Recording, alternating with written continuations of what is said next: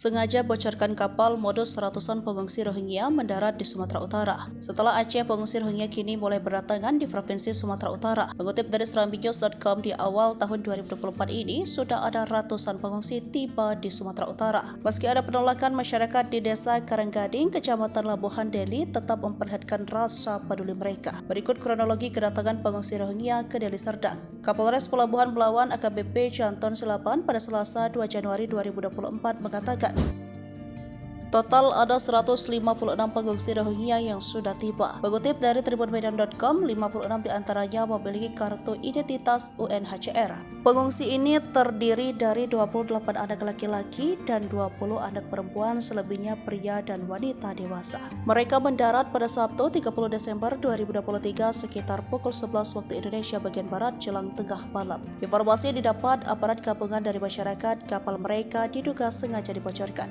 Tujuannya agar bisa mendarat dan menetap di wilayah Sumatera Utara.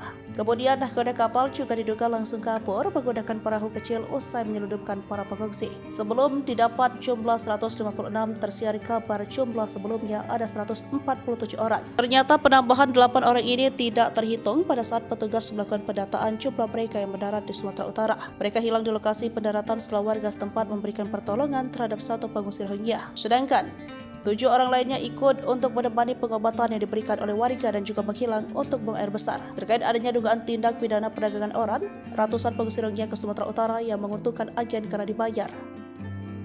Polres Pelabuhan Belawan belum melakukan penyelidikan. Sejauh ini polisi hanya memberikan pengamanan lokasi dan terus berkoordinasi dengan imigrasi pemerintah daerah dan UNHCR. Sementara itu, Panglima TNI Agus Subianto menyatakan bahwa dirinya sudah memerintahkan kepada Lantamal 1 Belawan untuk menghalau pengungsi Rohingya masuk ke perairan Sumatera Utara. Bahkan Angkatan Laut Indonesia dengan Angkatan Laut India sempat saling dorong supaya mereka tak masuk ke Indonesia maupun India. Disebut Angkatan Laut India mendorong pengungsi masuk ke Indonesia, sementara Angkatan Laut Indonesia juga menolaknya. Di sisi lain, pejabat Gubernur Sumatera Utara Hasanuddin masih belum tahu bagaimana penanganan pengungsi Rohingya yang mendarat di wilayahnya. Ia menyatakan ratusan pengungsi Rohingya tersebut telah diberikan bantuan dasar seperti obat-obatan dan makanan.